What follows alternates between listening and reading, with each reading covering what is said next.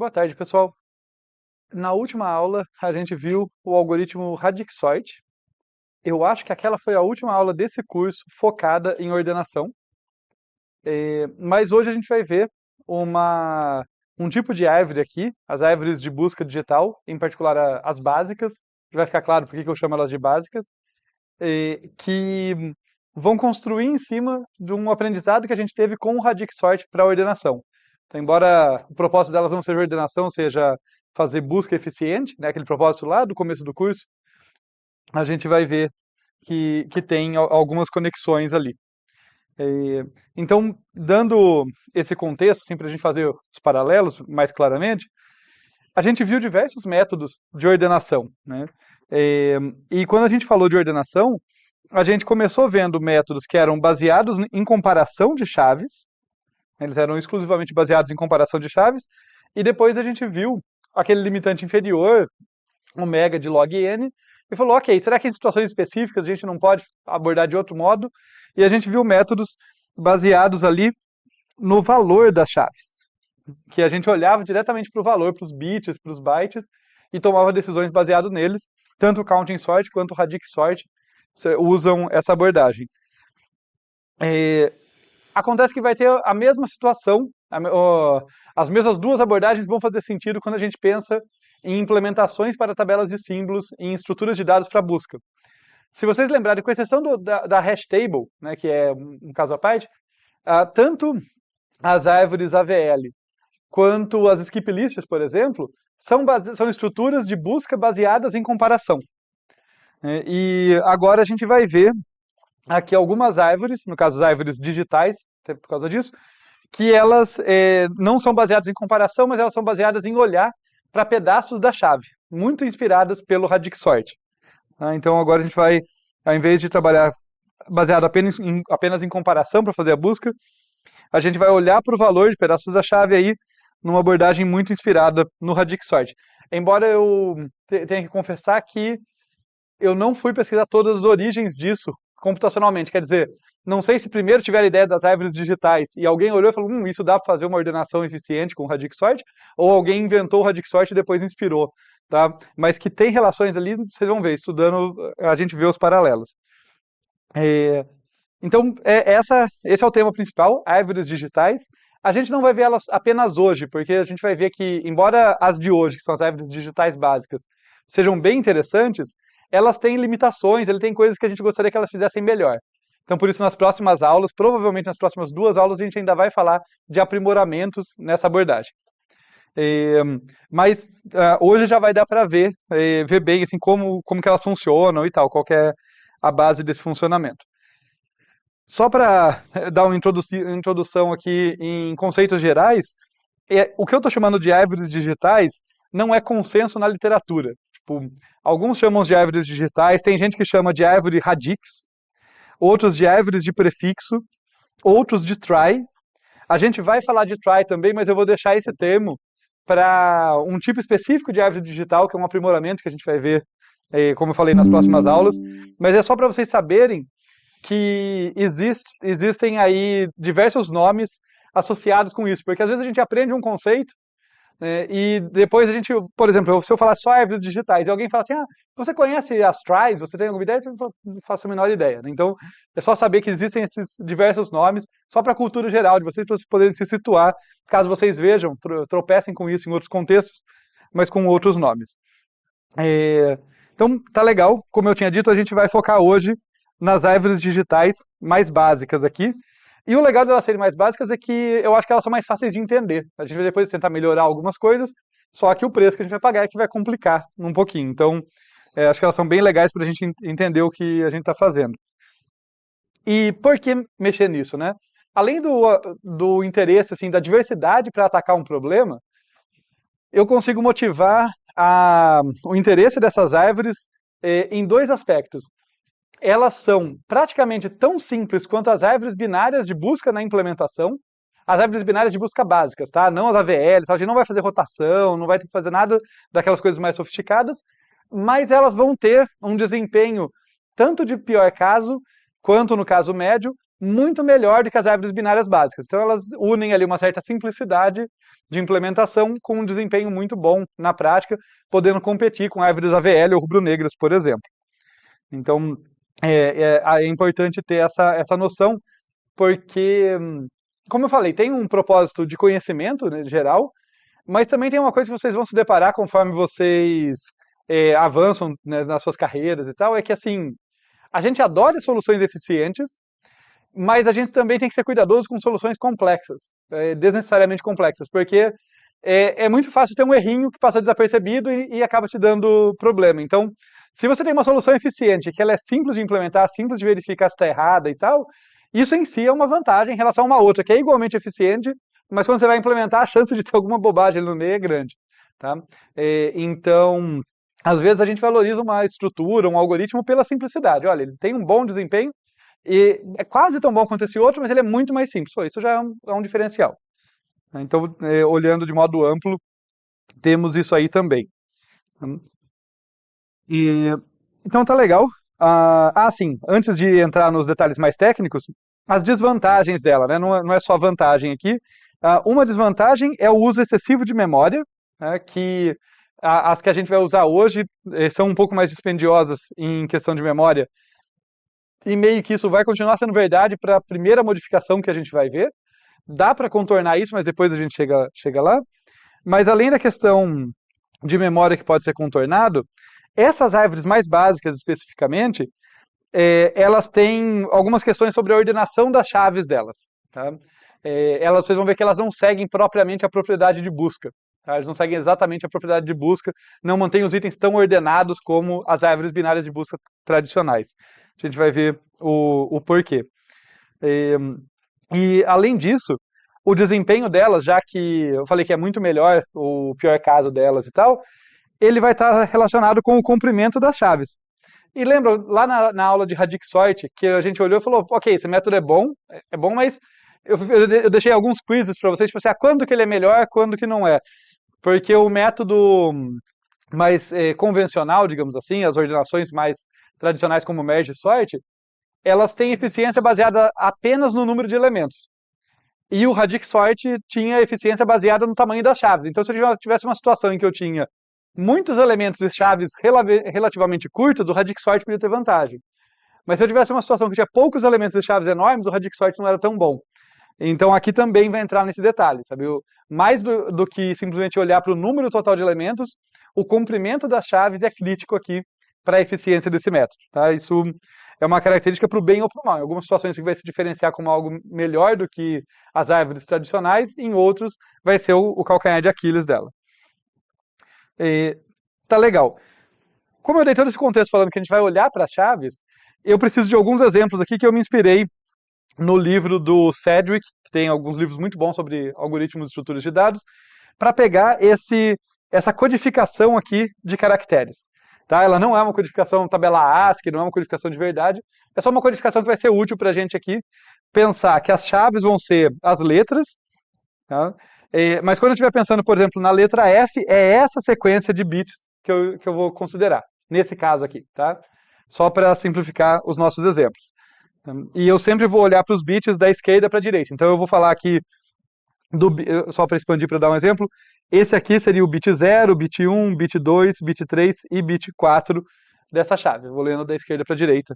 Tá? Isso vai ser relevante justamente porque a gente vai olhar para elas. Né? Eu não vou só comparar chaves. Na verdade, eu não vou comparar chaves, eu vou sempre olhar para os bits delas e tomar decisões baseadas nisso. Tudo bem, eu sei que essa parte aqui é bem abstrata, a gente já vai entrar em coisas mais palpáveis, mas tudo bem?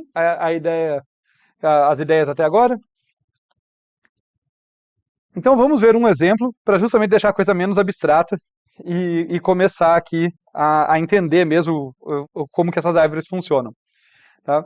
Para nossa sorte, as operações de busca e inserção nas árvores de busca digital binárias, tá? Destacar aqui que a gente vai falar das binárias primeiro, depois a gente tenta generalizar, mas para entender a ideia vamos focar nas binárias.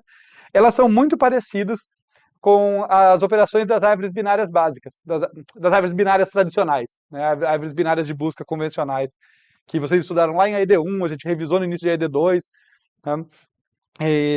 Então, elas são bem tranquilas nesse sentido, não são operações muito complexas. A principal diferença é, vamos recapitular aqui só um overview. A base, tanto da busca quanto da inserção, em uma árvore binária de busca simples, vou descendo na árvore, sempre comparando o nó que eu quero buscar ou inserir com o nó corrente, com a raiz da subárvore corrente. Né? Eu olho se eu for menor ou igual, eu desço para um lado, se eu for maior, eu desço para o outro. No caso da busca, se for igual, eu achei, mas ok, a ideia é menor desce para um lado, maior desce para o outro. Se eu estou falando que aqui eu não vou comparar chaves, o que eu vou fazer? Eu vou, a cada nível, olhar para o meu bit, e se ele for 0, eu desço para um lado, se ele for 1, eu desço para o outro. É simples assim, eu só vou olhar para a minha chave. Então, eu substituo, por assim dizer, a comparação com o nó da subárvore corrente por olhar o meu bit. Por isso, até é possível que a gente precise voltar nessa telinha algumas vezes aqui para se localizar. Tá? Então, dada essa ideia aqui, vamos fazer um exemplo nessa árvorezinha. Então, confie em mim que essa árvore está correta, de acordo com essa codificação, tá? Porque é mais fácil primeiro pegar um exemplo de uma árvore digital ali, de busca já implementada e trabalhar em cima dela do que ver como que ela é construída. Construir depende de entender a inserção e a gente vai fazer isso num segundo momento. Mas acreditem que ela está correta e a gente vai brincar de fazer busca nela. Tá? Então, primeira coisa, vamos fazer a busca do G. Só para mostrar para vocês que eu não estou roubando, o G está aqui e ele tem a codificação 00111. Tá? Então temos que 00111. Como que a gente vai fazer essa busca? Deixa eu até trocar a cor. Vou pegar um laranjinha mais claro aqui. Eu começo aqui na raiz, no nível 0 da árvore, tá? no primeiro nível ali, e vou olhar para o meu primeiro bit. Tá? No caso, perdão, eu vou primeiro verificar se eu já não dei sorte, né? Vai que essa raiz começa com G. Então eu olho, opa, A é diferente de G, tá? Então não foi isso. Para onde que eu vou? Olho para o primeiro bit, que é 0, e desço à esquerda. Então aquele bitzinho 0, esse bitzinho 0 aqui embaixo, me mandou descer à esquerda. Verifico novamente. Por acaso eu encontrei? Não, E é diferente de G, né? Não encontrei. Olho para o segundo bit. Também é 0, desço à esquerda. Novamente vou perguntar. G é igual à chave que eu estou apontando agora? A chave do nó que eu estou apontando? Não é. Ali é C. Olho para o próximo bit, que é 1. Desço à direita. E finalmente, quando eu me comparar com esse nó, eu vou dizer que eu encontrei. Daí acabou a busca. Ok? Como está dito aqui, ó, o bit considerado, isso é muito importante ali, ele depende do nível que eu estou na árvore. Então, se eu olhar aqui, dividindo essa árvore, cada vez que eu vou para um filho, eu mudo o nível, né? Então eu tenho aqui nível 0, 1, 2, 3. Né? Então eu olhei primeiro para o bit do nível 0, depois para o bit do nível 1, nível 2, nível 3 e nível 4. No caso eu desci 1, 2, 3 níveis, né? Eu já achei o G, então eu nunca precisei considerar os últimos bits dele. Mas se eu não tivesse achado, teria continuado a partir dali. Pode perguntar. Ah, essa codificação, ela tem que ser dada a priori. Tipo, inclusive, a gente está trabalhando com isso aqui por uma questão didática, tá? Quando eu falo chave, é qualquer chave mesmo. Não pensem que as minhas chaves aqui são as letras. Tá? Não é que são strings que são formadas por letras. Não, elas são as letras. É o caso mais simples, só para facilitar a nossa compreensão. Agora pensem que, dado uma aplicação qualquer, se as suas chaves do seu banco de dados estão representadas no computador, elas têm uma codificação. Então você está só pegando ela e usando. Tá? Então pode ser inteiros, pode ser strings, pode ser o que for. Elas são valores ali, então eles podem ser codificados. Assim como a ideia no Radix Sort, né? A gente pode trabalhar com strings pegando um caractere por vez, pode trabalhar com inteiros pegando pacotinhos de bits por vez. Nesse caso eu estou pegando um bit por vez, né? Foi aquele caso particular que eu falei, vamos trabalhar com a árvore binária primeiro. Pode generalizar, mas só para ficar mais simples. Só por isso que eu estou pegando exatamente um bit. Mas a ideia é, se você tem uma chave representada no computador, ela tem uma codificação binária. Você vai usar ela. Essa codificação, né, que já foi estabelecida por alguém, por algum outro motivo. Beleza? Então, essa foi a nossa busca aqui pelo G, né, sempre olhando para o bit do nível adequado. Né? Então, no nível 0 eu olhava para o primeiro bit, no nível 1 eu olhava para o segundo e assim por diante, da esquerda para a direita. E vamos pegar outro exemplo aqui, vou pegar o azulzinho claro, e vamos buscar o R. Tá? Então, eu vou começar aqui na raiz e vou olhar para o primeiro bit. Aliás, perdão, né? Vou verificar se por acaso o R não é esse nó aqui, que ele poderia ser. Não é, A é diferente de R, então vou olhar para o primeiro bit e vou descer à direita. O bit é 1, eu desço à direita. Né? Notem que, não é para ser uma surpresa, mas só confirmando aquilo que eu tinha dito. Eu não me comparo para saber para onde eu desço. Eu olho só para a minha chave. Tá? Isso é fundamentalmente diferente da árvore binária de busca que a gente vê tradicionalmente. Daí eu chego no S, R igual a S, não é. Olho para o meu segundo bit, né? Aqui nós temos os bits 0, 1, 2, 3 e 4. Então estou olhando ali para o bit número 1, é o meu segundo bit. Vou descer à esquerda e daí eu encontrei, cheguei no R. Tá? Os meus dois exemplos aqui a gente encontrou, mas eu poderia cair num apontador vazio e daí não tem. Não estaria lá, vou seguindo e não encontro. Tudo bem? A ideia da busca? Então, essa é a ideia. Vamos ver um pouquinho de código para a gente ver a implementação, né? Ver como que a gente traduz essa ideia do que a gente viu até agora para uma implementação. Eu vou passar um pouquinho mais rápido por essa parte inicial, mas eu não quis apagá-la, só que você precisa de um certo cabeçalho em C e tudo mais. Então aqui eu só trouxe aqui as bibliotecas padrão, né, stdio.h e lib.h, são aquelas duas que, se vocês me perguntarem, eu nunca sei o que uma faz, o que a outra faz, porque a gente sempre coloca as duas.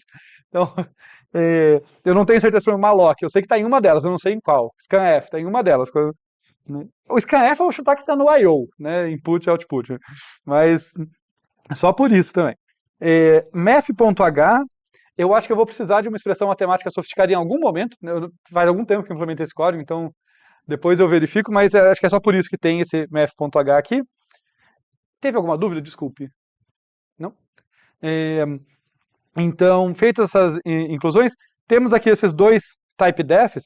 É só para deixar mais genérico, tá, gente? Estamos trabalhando com inteiro tanto para a chave, que é o que eu vou usar, quanto para esse tipo item aqui, que é o tipo do meu conteúdo. Tentem abstrair que podia ser um apontador para um registro super complexo, o conteúdo, tá? E a chave podia ser outra coisa que não um inteiro. Tá? Inclusive, de novo, a gente vai ver, quer dizer, eu não sei se vai ter tempo de ver, mas vocês terão acesso a códigos da implementação disso aqui com string, por exemplo. Tá? Assim como lá no Radixsort a gente viu mais de um exemplo. Essa parte aqui, inclusive, lembra muito o que a gente viu para o Radixsort. Né? A gente ter lá quantos bits tem cada palavra, quantos bits tem cada dígito, e, portanto, quantos dígitos tem cada palavra, que é essa divisãozinha aqui.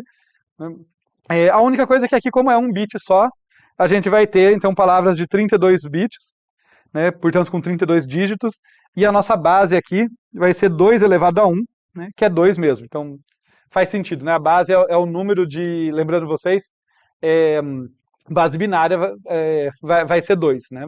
É o número de possibilidades que cada dígito pode ter. Cada dígito é só um bitzinho, ele só pode ter duas opções. Para alívio geral, né, e tranquilidade, eu não vou repassar todo o desenvolvimento dessa função. É a mesma que a gente viu na última aula, que eu gastei uma página desenvolvendo com vocês. É a mesma ideia. Não espero que ninguém tenha decorado ela nem nada, mas se vocês tiverem dúvida, só voltar lá, vocês conseguem ver o que significa cada pedacinho. O importante aqui é a gente olhar para ela e entender a semântica nesse momento. Sabe? É acreditar, olha, se eu chamo essa função passando uma determinada chave e um dígito, ela me devolve o valor ao qual aquele dígito corresponde, o valor inteiro que corresponde àquele dígito. E no nosso caso aqui, o dígito vai ser sempre um bit, então vai sempre devolver 0 ou 1, como a gente espera para saber descer à esquerda ou à direita.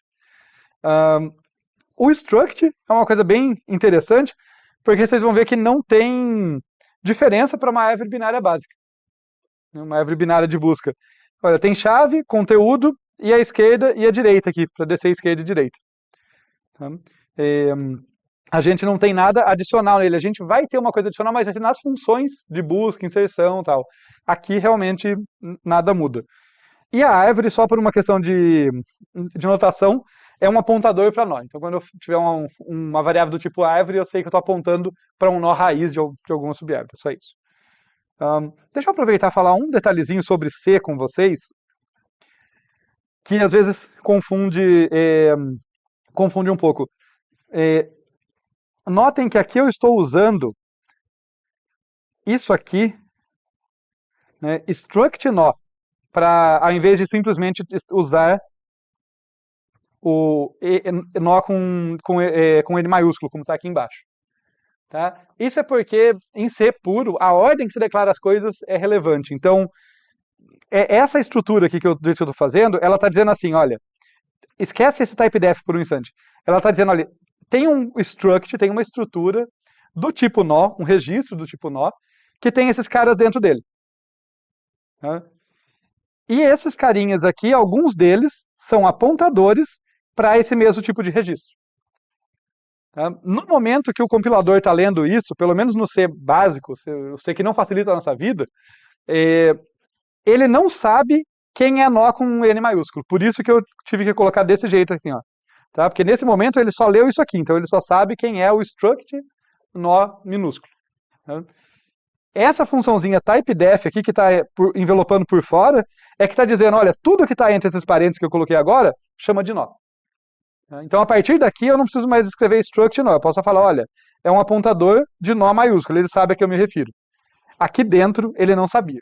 Em ser puro, pelo menos se eu colocasse nó com letra maiúscula, ele ia reclamar. Eu não sei a que você está se referindo. É detalhezinho de implementação, mas é porque são umas coisas chatinhas, assim, que você não sabe em que momento você precisa chamar o registro, ou em que momento posso só chamar o nome do tipo. Tem que tomar algum cuidado com isso. Então, só aproveitei que aqui tinha essas chatices para destacar para vocês. Se tiver um for, inclusive, no código, depois eu vou destacar outra coisa para vocês.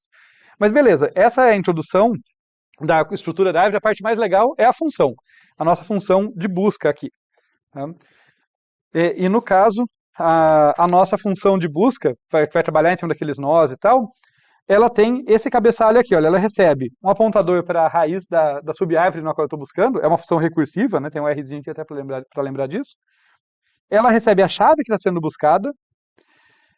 Esse último parâmetro aqui vocês vão fingir que não está aí, é só que lá no final, na remoção, eu vou precisar saber quem é o pai do nó que eu encontrei. Então eu chamo uma busca, eu quero saber quem que apontava para ele. Por enquanto, ignore isso aqui, vamos simplificar a nossa vida. A busca pura não precisaria disso. O que ela precisa, aí sim, é desse parâmetro aqui, dígito. Porque uma função recursiva, por si só, ela não sabe em que nível da árvore ela está. Né? E lembra que quando a gente fez o desenho, a gente fez o exemplo na figura, a todo momento eu estava falando, agora eu vou olhar para o dígito 0, agora para o nível 1, porque eu sabia em qual nível da árvore eu estava para considerar o bit certo. É esse valorzinho dígito ali que vai me informar isso. Faz sentido? Tá? Então, sempre tenho que tomar esse cuidado.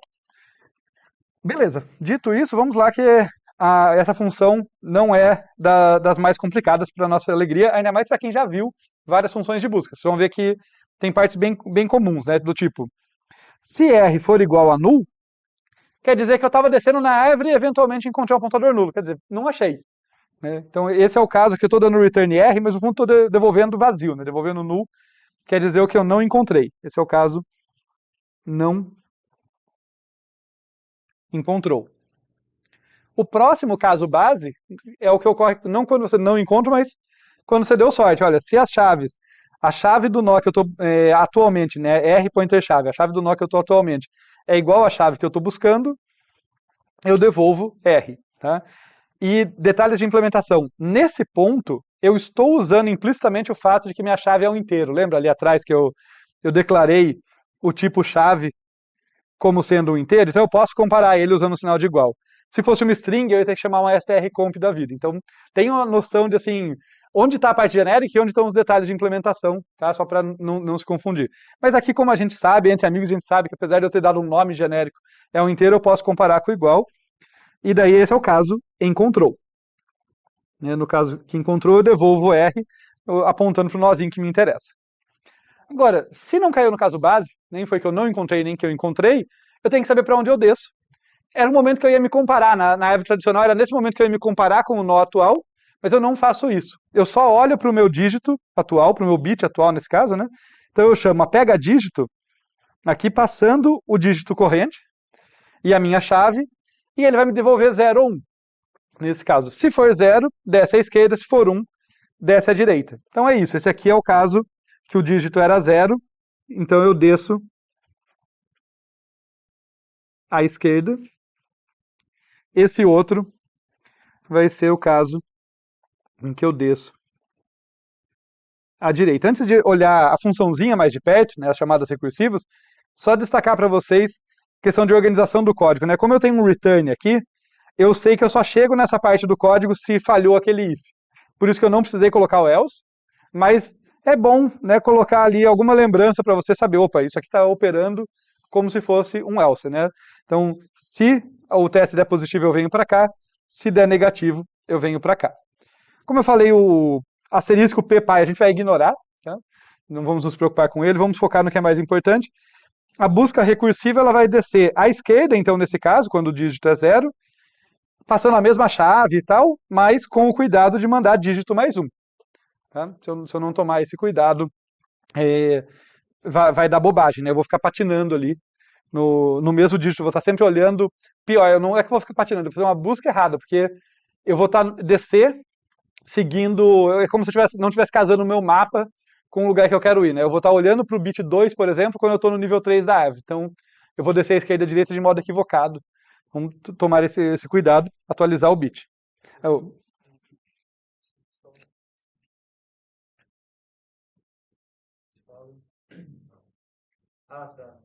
Seria tipo, aqui, né?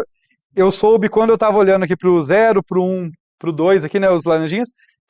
Aqui a gente sabia, porque tinha visão geral, mas na função, quem está informando para ela é esse parâmetro dígito. Então, cada vez que eu desço na árvore, cada vez que eu faço essa associação, né? Como de costume em árvores de busca, cada vez que eu faço uma nova chamada recursiva, eu estou descendo na árvore. A gente pode ver isso aqui justamente porque na nova chamada recursiva eu estou descendo, né? Eu estou indo para um filho, seja da esquerda ou da direita. E se eu estou descendo, eu atualizo qual nível eu estou. Então isso aqui nada mais é do que o nível da árvore. E se eu desci, eu tenho que fazer o update. Perfeito. Tem o quiz aqui justamente para verificar se a gente estava sabendo as condições de contorno. Então, qual o valor de dígito na primeira chamada? Né? Naquela chamada que não é uma chamada recursiva, sou eu invocando a função. É 0. Já está respondido. Muito bem. Era só isso? Então, legal. Aqui estou descendo à esquerda. Aqui estou descendo à direita também, tomando cuidado de pôr mais 1 e o R pointer dir aqui. Tá? Assim eu navego corretamente na minha árvore. Só para deixar a pulguinha com vocês, porque eu não sei se vai dar tempo de ver o código com detalhes, então eu quero só que vocês tenham a ideia. Aqui eu só tenho esquerda e direita, porque eu só olho para um dígito por vez. Para um bit por vez. Se o meu bit, por exemplo, tiver... Trocando as palavras. Se o meu dígito tivesse, por exemplo, 8 bits e, portanto, 256 opções, eu não teria 2 filhos, esquerda e direita, eu teria 256 filhos e eu teria que escolher, olha para o meu dígito e escolhe para qual deles que eu desço. Tá? Teria que ver como generalizar isso aí. Mas é possível, tá? Não é o fim do mundo, mas só para terem isso em mente. Tá? A ideia aqui é que isso aqui possa ser generalizado dessa forma e tem algumas vantagens de eficiência. Mas é legal. Aqui a gente viu a implementação, né, casando com o exemplo que a gente tinha visto da busca. Eu vou querer falar com vocês da inserção, mas antes disso, meio que misturado com isso, vamos falar um pouquinho de algumas propriedades que as árvores digitais binárias aqui têm. No caso, isso vale para as digitais em geral, mas fica mais nítido nas binárias. Ao contrário do que acontece com as árvores de busca convencionais, que o lugar em que um item está depende dos demais itens, aqui só depende dos próprios dígitos dele. Isso significa que cada chave vai ter um caminho característico nessa árvore. Independente de quem mais está lá, o caminho no qual uma chave pode ser encontrada é sempre o mesmo, porque só depende da codificação dela, não depende dos outros. Né? Os outros vão influenciar se ela vai ser encontrada mais cedo ou mais tarde. Né? Se a gente voltar para cá, por que eu só encontrei o G aqui? Não encontrei antes? Porque o C foi inserido antes, né? Então ele compartilha um prefixo, os dois começam com os mesmos bits, tá? Então por isso que o C também está nesse caminho. E o G acabou ficando depois, aqui um nível mais para baixo, porque o C já estava lá. Mas eu nunca vou encontrar o G desse lado do Every, ou o C, por exemplo. Ele está sempre no caminho característico. Para ter isso mais claro, vamos olhar para o M aqui, que tem esses bits. Olha, sem ter uma árvore aqui, isso que eu quero destacar para vocês. Para qualquer árvore que use essa codificação, qualquer árvore digital binária, eu sei que o M pode estar onde? Ele pode estar na raiz. Então, a raiz aceita qualquer um, né? Se for o cara primeiro a chegar. Daí, se ele não está na raiz, onde que ele vai estar? Olha para o primeiro bit, ele tem que estar à esquerda. Não existe outra opção. Ele teria que descer à esquerda. Se não tiver ali, para onde que ele vai? Ele tem que estar à direita no próximo nível. Então ele desceu à esquerda no primeiro, do nível 0 para o 1 e depois à direita do nível 1 para o 2. Depois ele tem que descer à direita de novo. Se ele não foi encontrado até ali, né? Depois descer à esquerda. E agora eu vou usar os meus superpoderes, isso aqui não ser uma lousa, né? E me permitir remanejar as coisas.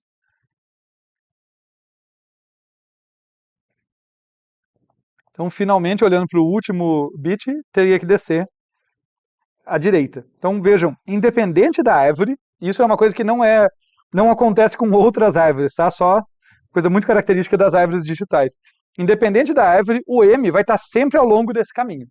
Mais cedo ou mais tarde, dependendo do quão cheia está a árvore, do quanto gente ele encontrou no meio do caminho ali com prefixos iguais ao dele, mas sempre ao longo desse caminho. Faz sentido isso para vocês? Porque isso é uma propriedade bem típica daqui, tá? Só uma observação, antes da gente ir para a inserção, né, que vai dialogar com isso.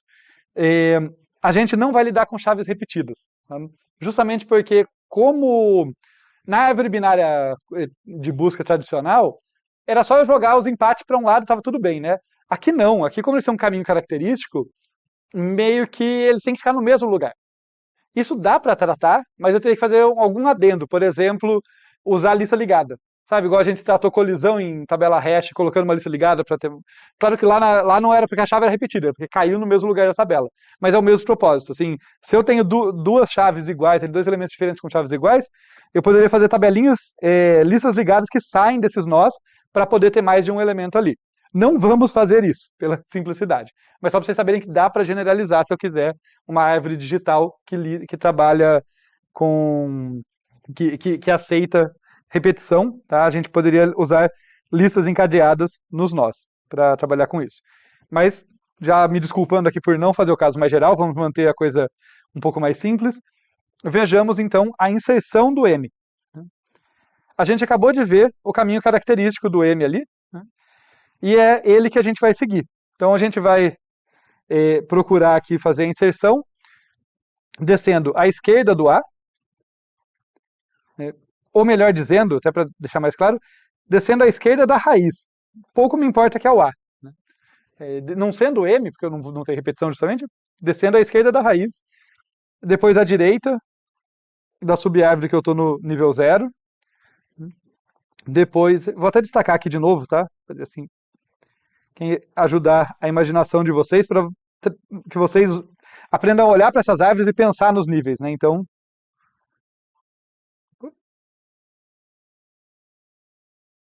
esse é o nível 0, nível 1, nível 2, nível 3. Então ali tem 0, desci à esquerda, depois desci à direita, depois desci à direita de novo, opa, ainda tem elementos. Finalmente aqui, olha, nível 0, 1, 2, 3. No nível 3, como ainda não tinha achado um espaço vazio, eu vou olhar, eu vou descer à esquerda e eu achei um apontador nulo. Aqui tinha um apontador nulo. Aqui tinha um apontador nulo, e é aí que eu faço a inserção. Bem parecido com... vejam, o método de encontrar o lugar mudou. Mas é a mesma ideia de ainda, ok, achei o apontador nulo, penduro uma folha ali. Então eu vou pegar aqui e pendurar um M ali. Tá? Notem que ele só está aqui porque todo o resto da galera que estava no caminho ali já ocupou espaço que ele poderia. E como uma consequência, desse caminho característico, né, um nó sempre ser encontrado ao longo do seu caminho característico, eu posso afirmar para vocês, sem olhar, confiando que eu tinha desenhado a árvore corretamente, que todos esses outros nós, o E, o H, o N e o M, compartilham algum pedaço de prefixo com o M que eu inseri aqui. Né, o N só está nesse ponto porque os primeiros bits dele são 0, 1 e 1. Senão eu não teria colocado ele lá. Né? O H só está nesse ponto porque os primeiros bits são 0 e 1, e o E, no caso, o primeiro bit é 0. Os outros eu não posso afirmar, sem conferir. Mas pelo lugar que o cara está na árvore, eu sei qual que é o prefixo dele, até o nível em que ele se encontra. Então é só dessa forma que um nó afeta o outro. É ocupando um espaço ao longo do mesmo caminho, ali, do mesmo prefixo. Né? Porque a posição mesmo é determinada por esse cara aqui, pelo caminho característico dele. Então é legal só fazer mais uma figura esdrúxula aqui para vocês, para enfatizar isso, e a gente já vai ver um pouquinho do código da inserção mesmo, né? Tentar alternar o código com as ideias com o código que implementa essas ideias. Então, como eu falei que os caminhos são definidos pelos bits das chaves, a gente pode pensar numa árvore digital aqui binária genérica como algo assim, olha, a raiz ela aceita qualquer coisa. Como aqui minhas chaves têm 5 bits, como elas têm 5 bits, na raiz eu não sei nada. Né? Então eu tenho aqui 5 bits que podem ser qualquer coisa. Tá? Qualquer árvore que siga aquela codificação vai respeitar isso aqui, né? Que seja digital e binária. Já se eu vier para cá, eu sei que as únicas chaves que eu posso encontrar aqui são as que têm essa cara, né? Começando com 0. Enquanto que as únicas que eu posso encontrar aqui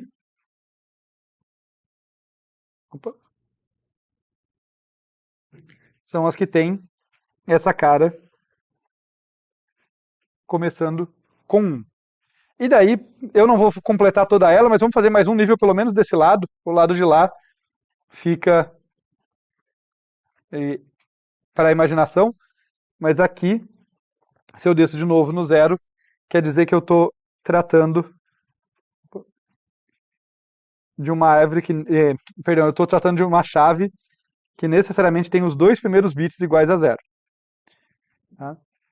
E se eu descer para cá, tem o primeiro igual a 0 e o segundo igual a 1. Os demais eu não sei. Então, essa é uma característica importante aqui. Cada vez que a gente desce na árvore, a gente fixa um bit.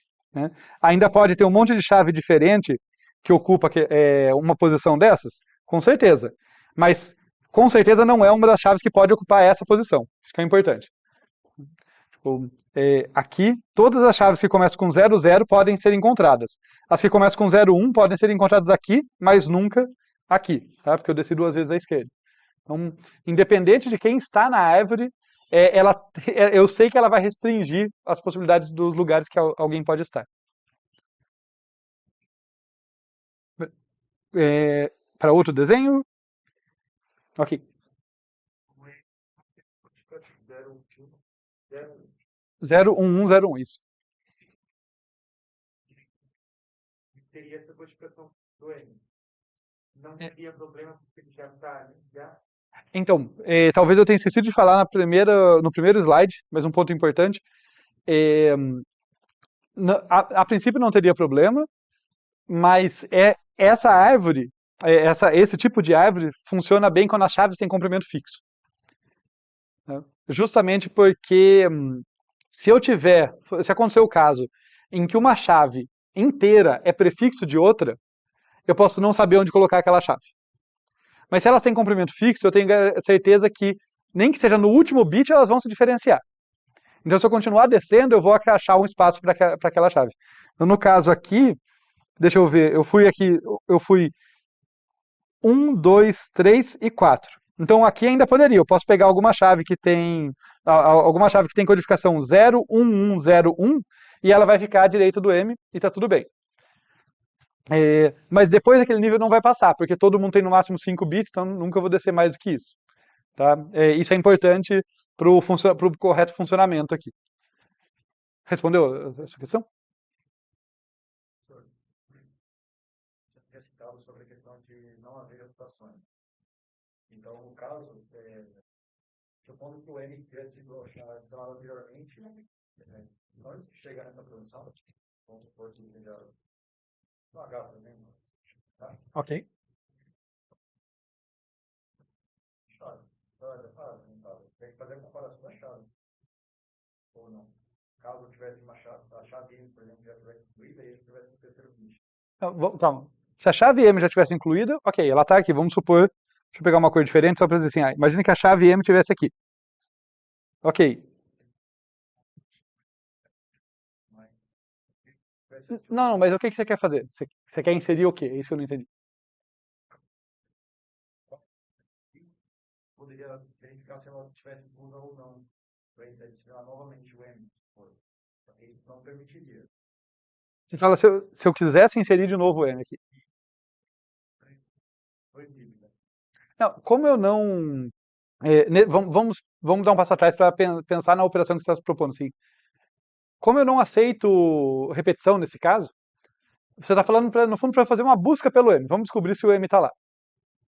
Eu ia descer 2 níveis e encontrar ele. Só isso que ia acontecer. Né? Porque eu ia descer a esquerda aqui e a direita aqui e encontrar ele. Certo? Ok. E daí, mas pode elaborar. Qual que é qual que é a dúvida? Pode analisar os primeiros bits antes de chegar na posição. Isso.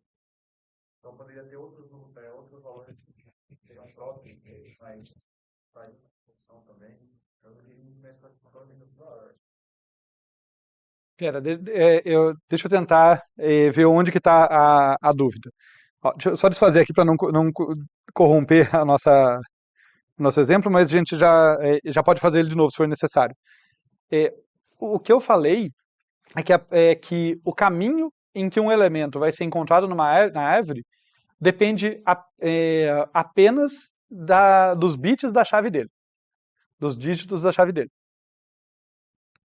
Tá? O exemplo para ver isso seria isso aqui. Por exemplo, esse é o caminho característico do M. Especificamente do M. Que, pelo mecanismo que essa árvore funciona, tanto a busca quanto a inserção vão operar seguindo esses bits.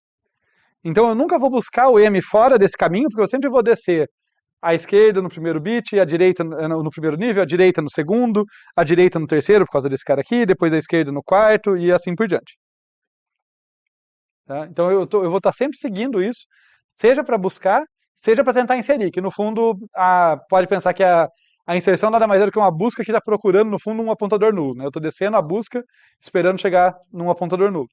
Então, foi isso que eu falei. A árvore vai estar sempre, os elementos na árvore vão estar sempre encontrados ao longo desse caminho. Dito isso, eles podem ser encontrados um pouco mais perto da raiz ou um pouco mais distantes, dependendo se já tem outros elementos ocupando aquelas posições. Por exemplo, aqui, o M teve que vir aqui para baixo, porque já existiam outros elementos ocupando o caminho onde ele queria se inserir. Tudo bem? O que eu estava dizendo a mais do que isso esses caras que estão ocupando o mesmo caminho dele não são quaisquer caras. São elementos que têm que compartilhar um pedaço do prefixo com o M, senão eles não podiam estar aqui. Por exemplo, o S. Se a gente voltar lá no comecinho, o S começa com um bit 1. O M começa com um bit 0. Então, o único lugar que esses caras podiam se encontrar é na raiz. A raiz aceita qualquer um. Porque se eu tiver que descer um nível, necessariamente o S vai descer sempre para a direita e o M vai descer sempre para a esquerda. Então, não é possível que o S estivesse aqui, por exemplo. Tudo bem? Então, o que eu estava dizendo é que esses caras podem fazer o M um pouco mais para baixo, sim, mas eles não são quaisquer caras, eles são caras que compartilham um pedaço do prefixo. Eles têm o comecinho dos bits parecido ali, parecido não, até um certo ponto idêntico ao da chave que eu estou tentando inserir.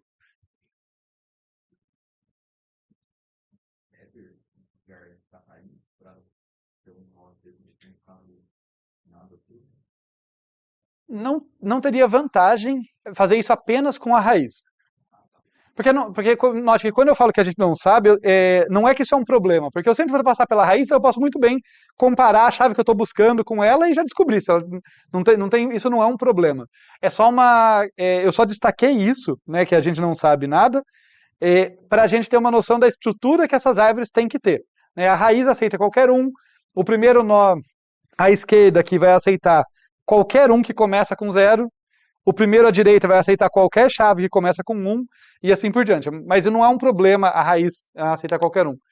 Dito isso, tem outros motivos ali para que a gente não queira esses nós intermediários perdidos. A gente vai elaborar um pouquinho sobre isso. Esses nós que podem ser qualquer coisa. Tá?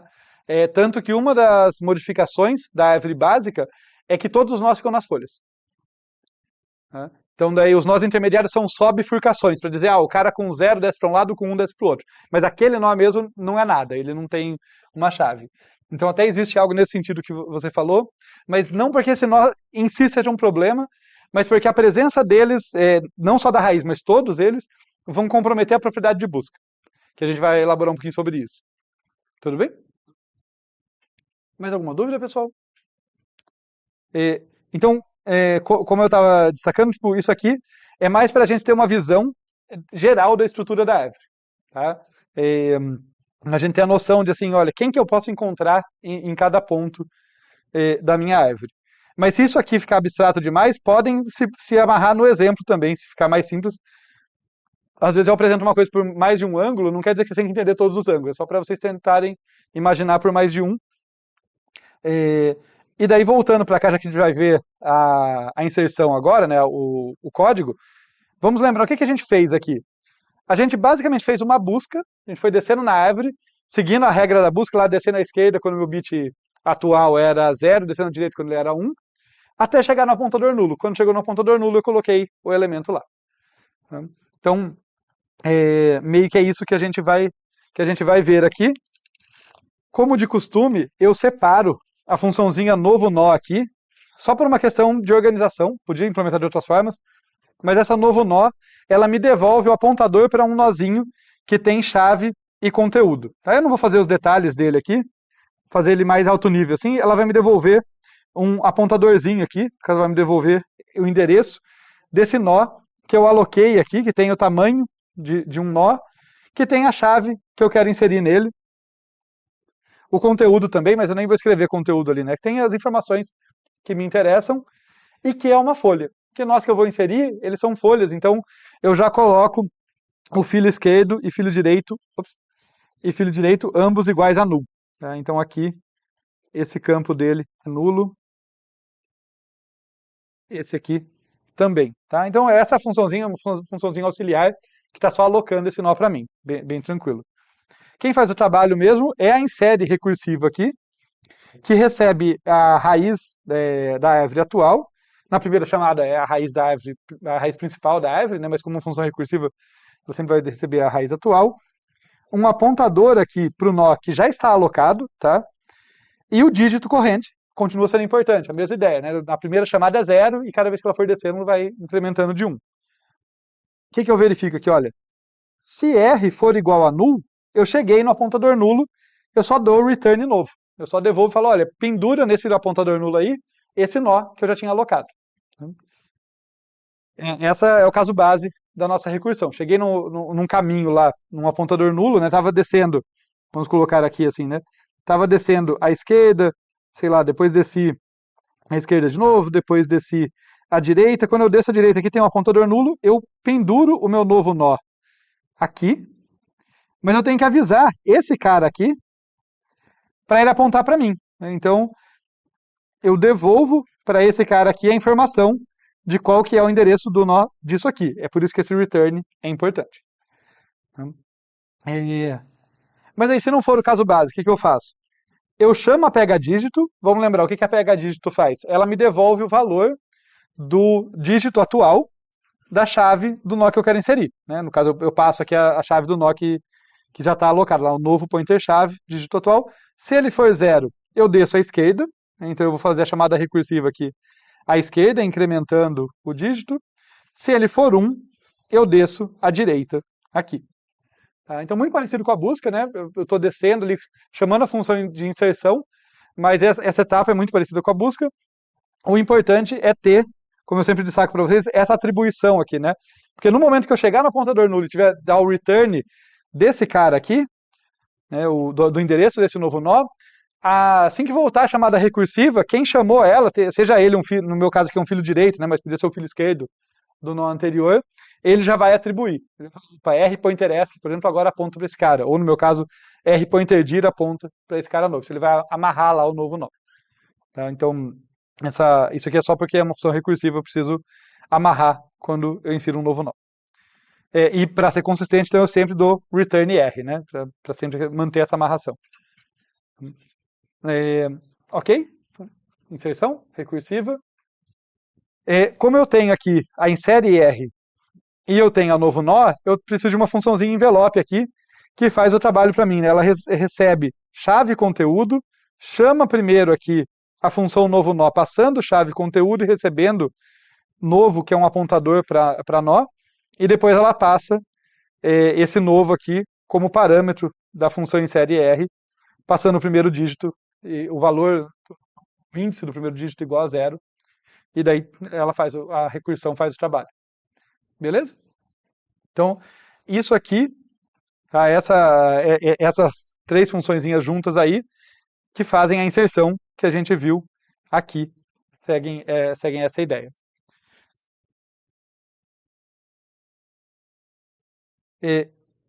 Como essas árvores elas operam um pouco diferente, elas causam um pouco de confusão na gente mesmo. Então, eu vou deixar um quiz aqui para vocês, que a ideia desse quiz é incentivar vocês a pegarem o feeling, o fio aqui dessas árvores. Então, a minha sugestão é que vocês insiram na sequência essas letrinhas aqui, seguindo aquela codificação da tabela da primeira página, numa árvore vazia, e vocês vão ver essa árvore aqui se construir, tá? Você já tem a resposta. O desafio é fazer passo a passo, seguindo a regrinha da inserção e ver onde chega. A minha sugestão é tentem fazer, tá? Mesmo que estiver confuso, tentem fazer com o que vocês acham. E a gente tem, eu não vou fazer ela agora, né? Por isso que eu já deixei como quiz e o final, mas tem videoaula, nas videoaulas desse assunto aqui, tem um videozinho em que eu faço a inserção passo a passo, tá? Dá uma página inteira ali trocando coisas e tal. Então, depois vocês podem ver a construção para que a inserção faça mais sentido, né? É como se fosse uma sequência de exemplos de inserção, ao invés de um exemplo só. Tá? Gasta um pouquinho mais de tempo, mas pode ajudar a deixar ela mais intuitiva. Tudo bem até aqui, pessoal? Pode falar.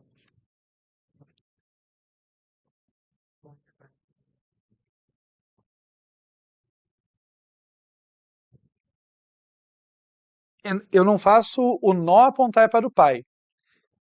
Eu faço o pai apontar para o nó. Só se eu quisesse manter um campo pai, eu teria que de alguma forma atualizá-lo, mas eu não estou trabalhando com um struct que tem campo pai. Eu optei pela versão mais simples aqui, tá vendo? Tanto que eu não tenho isso, que numa função lá na remoção, que eu vou precisar saber quem é o pai, eu acabei mexendo um pouquinho na minha busca, que eu falei para vocês. A minha busca me devolve o pai do nó. Eu falei, ignora isso por enquanto, mas tanto eu não tenho esse campo, que vai ter um momento que eu falo assim, opa, remove esse cara aqui. Mas eu tenho que corrigir meu pai. Daí eu tenho essa variável a me ajudar, justamente porque eu não vou ter essa informação de outra forma. Tudo bem então, pessoal? Deixa eu falar um pouquinho com vocês, então, fechar essa questão da inserção e a gente falar um pouco sobre por que essas árvores são eficientes.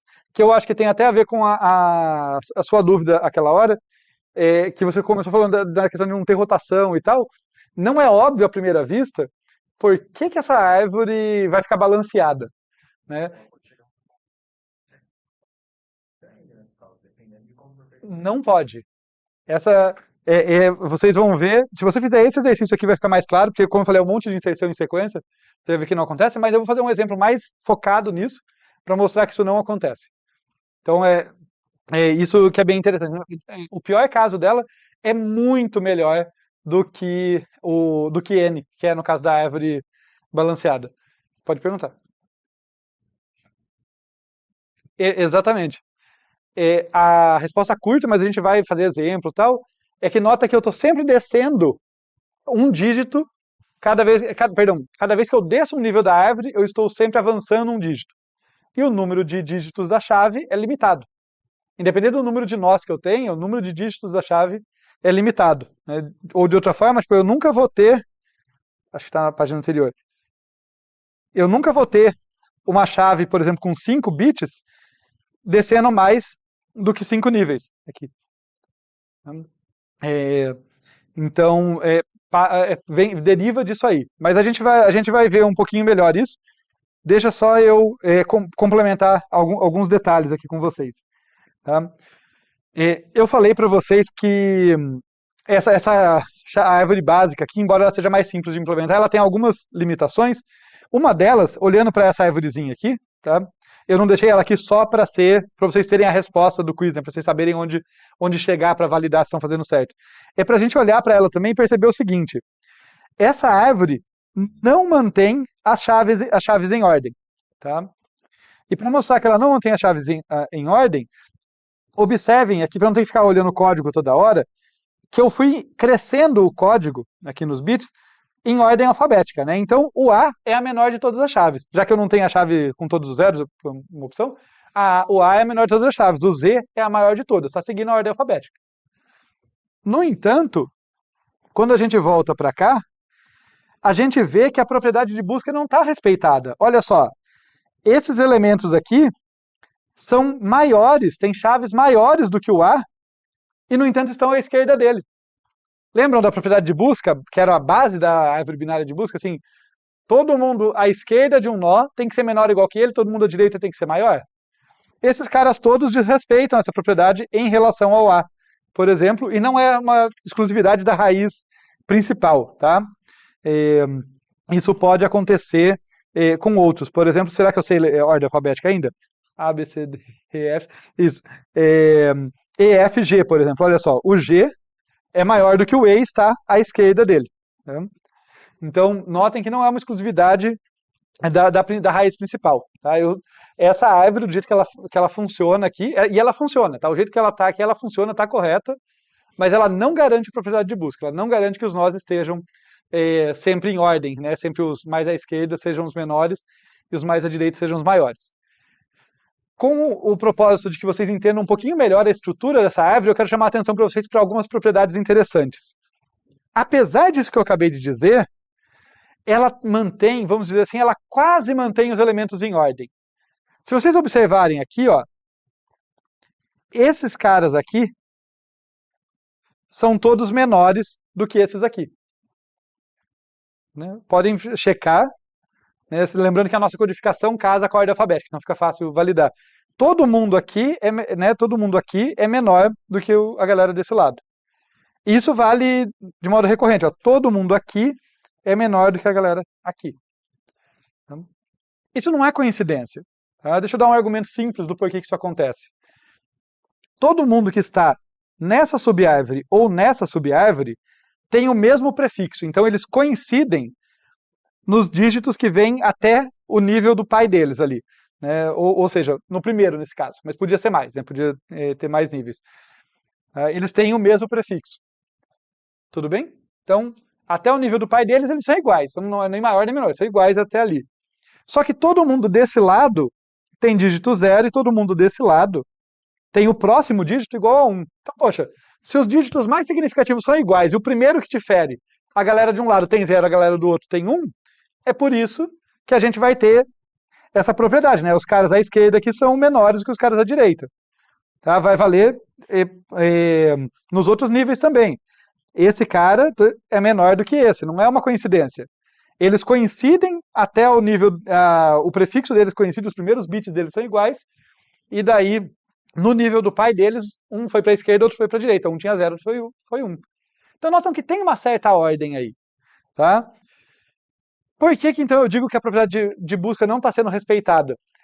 Porque quem vai ficar aqui, na posição de raiz de cada subárvore, não depende de ter 0 ou de ter 1. Né? Tudo que eu sei é que ele tem o mesmo prefixo da galera que está abaixo dele e que ele chegou antes. Tá? Então eu tenho uma quase ordenação ali. Eu não está ordenado quando eu considero, quando eu comparo, não está respeitando a propriedade de busca, né, e por conta disso não está ordenado, quando eu comparo elementos de uma subárvore com a raiz daquela subárvore. Os elementos da subárvore esquerda com a subárvore direita de um mesmo pai, eles têm uma relação de ordem, só que é a raiz da subárvore que bagunça tudo. Tá? Quando eu falo que não está ordenado aqui, para lembrar a coisa lá de ED1 que ajuda a gente a entender a árvore, se eu rodar um percurso in ordem aqui, né, quer dizer, visita recursivamente todo mundo à esquerda, daí visito no meio a raiz, e daí visita recursivamente todo mundo à direita, não vai sair um vetor ordenado, não vai sair uma impressão ordenada. Tá? Então, realmente, eu não mantenho os caras em ordem. Mas existe alguma ordem aqui. Né? Então, era só isso que eu queria chamar a atenção para vocês, que parte do que a gente vai ver na próxima aula tem a ver com tentar melhorar isso, restaurar essa propriedade. Por isso que a gente vai tentar se livrar das raízes intermediárias. Só para formalizar, então, isso que eu acabei de dar a intuição é porque toda chave em uma subárvore que está ali no nível K tem os mesmos cabites. Né? Tem os mesmos cabites iniciais, né? Quer dizer, de 0 até K-1 eles são iguais, e as chaves à esquerda do nó raiz daquela subárvore tem o bit K com certeza igual a 0, e as chaves à direita tem o bit K igual a 1. Né? Mas a gente não sabe nada, né? Nada sabemos do bit K do nó raiz. Tá? É essa raiz aí que não deixa ter propriedade de busca. Isso significa que, embora a busca seja eficiente aqui, embora a busca funcione bem, a inserção funcione bem e tal, outras propriedades que a gente já estudou, tá, que dependem de outras características, por exemplo, encontrar o sucessor, não vai ser tão simples nessa árvore, né, porque ela não está respeitando a propriedade de busca estritamente, ela vacila. Tá? Então, encontrar a ordem de um elemento, aquelas propriedades, aquelas operações que funcionam em árvores de busca, mas que não são a busca propriamente dita, são coisas relativas, tá? Encontrar o sucessor, antecessor e coisas assim, o elemento de késima ordem e tal, não vão rolar tão bem aqui, não vão ser tão fáceis de implementar. Agora deixa eu dar uma intuição para vocês do porquê que essas árvores são eficientes, né? Agora eu só estava descascando ela, falando das limitações delas, mas de onde que vem a eficiência dessas árvores? Eu vou fazer primeiro a figura e depois a gente volta no texto só para consolidar, que tem a ver com o que já tinha sido levantado antes. Então deixa eu colocar alguns códigos aqui. Espero que eu não esteja errando, tá? Porque eu não vou ficar consultando lá, não vou ficar voltando na tabelinha toda vez, eu já marquei para facilitar aqui. Então, olha, o P é 1000. O H é 01000. Deixa eu fazer uma coisa. Vou ser mais esperto. Vou usar esse espaço aqui para mim.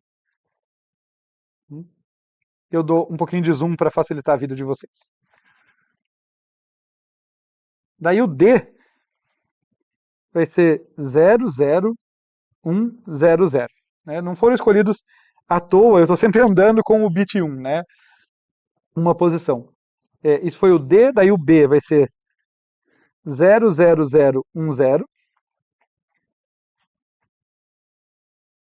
Por que eu tenho necessidade de cortar todos os zeros? Não sei. E depois o A vai ser 00001. Tá? Essa é a galerinha que a gente vai tentar inserir aqui em sequência para entender um pouco melhor sobre como funciona a altura máxima de uma dessas árvores. Porque, como acontece de costume, a altura tem muito a ver com a nossa eficiência. Né? Se eu tiver uma árvore que pode descer até N níveis, eu estou enrolado. Mas vamos ver porque na intuição aqui por que isso não acontece. Então eu vou inserir primeiro o P. Bem, se a minha árvore estava vazia, o P é a raiz, de boa. Vai ficar lá logo em seguida. Daí eu vou inserir o H. Bem, eu vou olhar o primeiro bit do H é 0, portanto eu vou descer à esquerda para inseri-lo. E depois eu vou olhar para o primeiro bit do D, vou descer à esquerda. E daí eu vou olhar para o segundo bit do D, então eu olhei para os dois primeiros aqui, descer à esquerda de novo. E aqui entra o D, né? Desceu à esquerda também. Deixa eu ganhar um pouquinho mais de espaço aqui pra gente. Notem que eu estou tentando fazer aquela intuição, né, a maior linguiça que eu consegui, né, a árvore mais comprida ali, não tá balanceada, não tá nada. Tô tentando jogar o mais comprido possível, descendo para um lado só, fazer a lista ligada mais comprida que eu consigo. Daí eu vou no B aqui, olha, é 0, 0 e 0, os primeiros bits, né? Então eu vou descer esquerda, esquerda e esquerda de novo.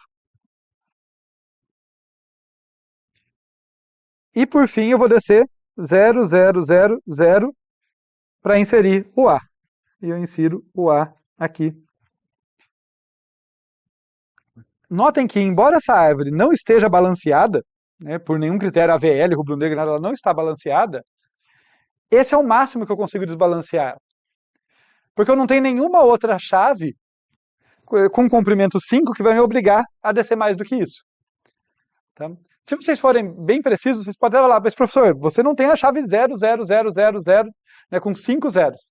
Né, porque a primeira minha é o A. E de fato, se eu tivesse essa chave que descia um nível a mais, que fosse 5 zeros, eu poderia descer até mais uma vez. Até isso podia acontecer. Não mais do que isso. Eu nunca desço mais do que o comprimento da minha chave. Tá? Isso quer dizer que por mais desbalanceada que minha árvore esteja, a altura dela está limitada no tamanho da minha chave.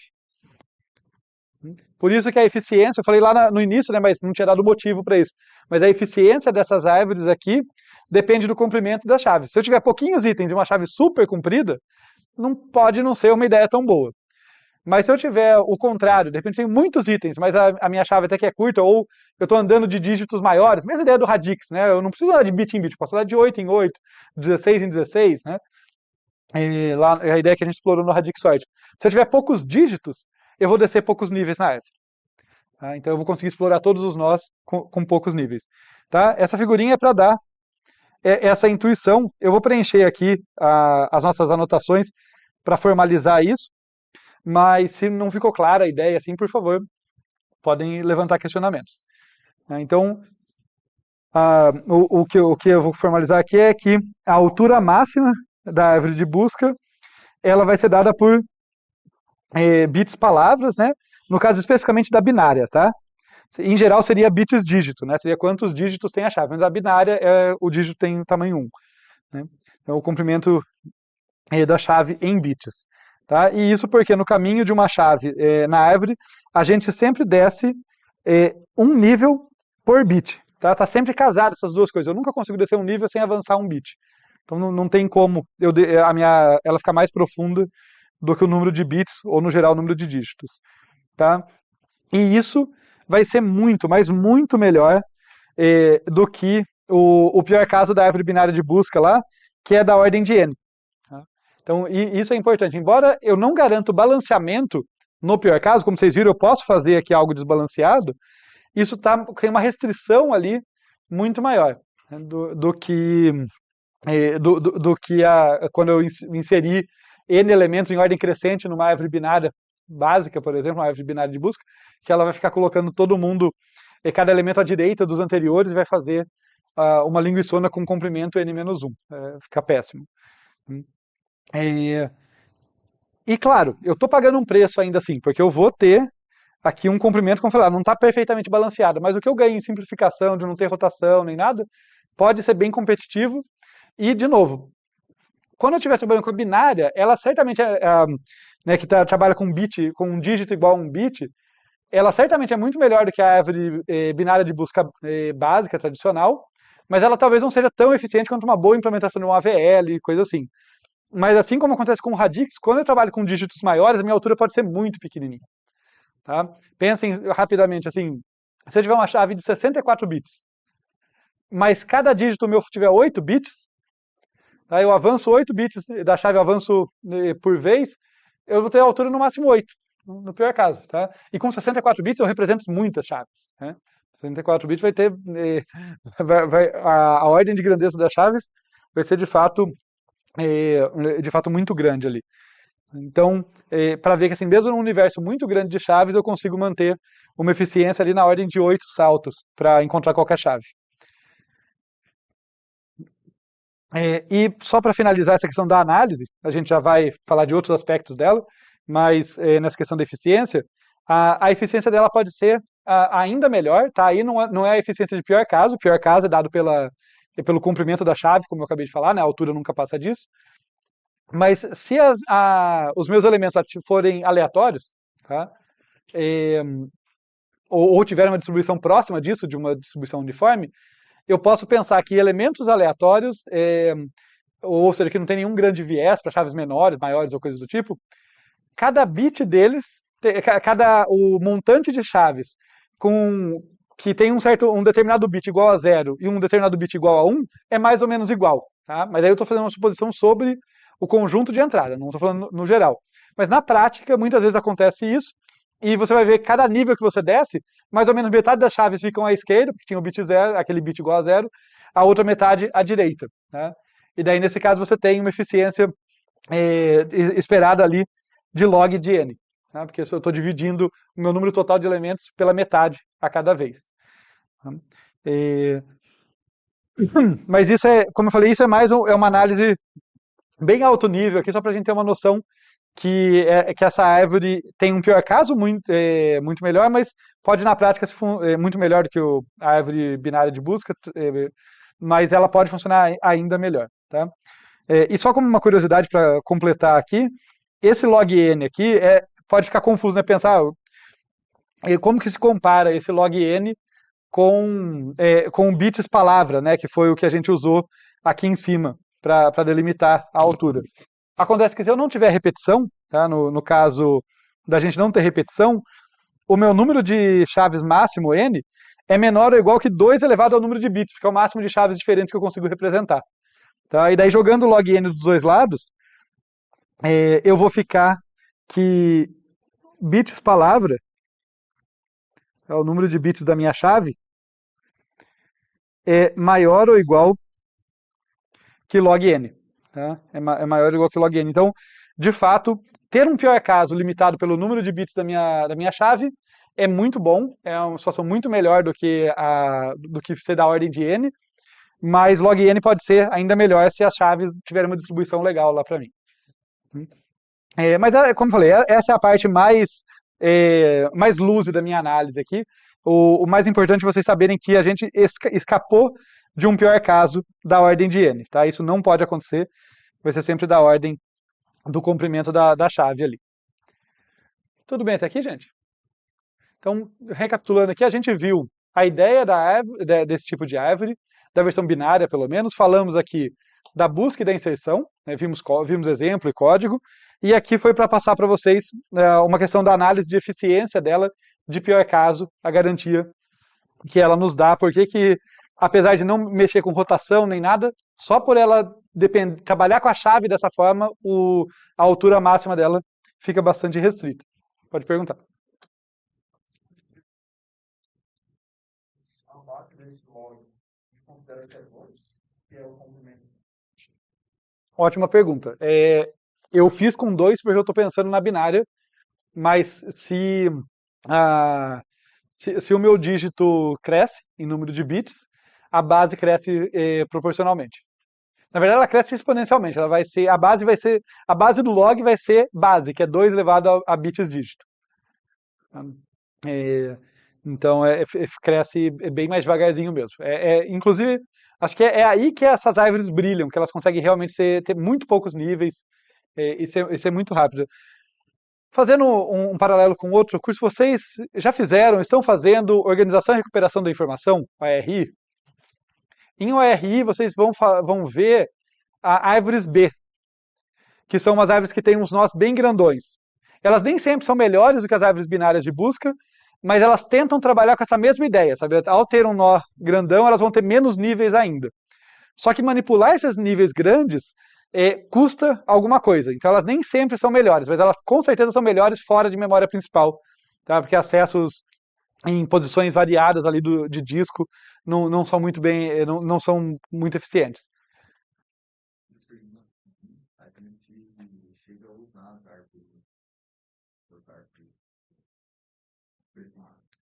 Ah, vocês veem árvore de prefixo também?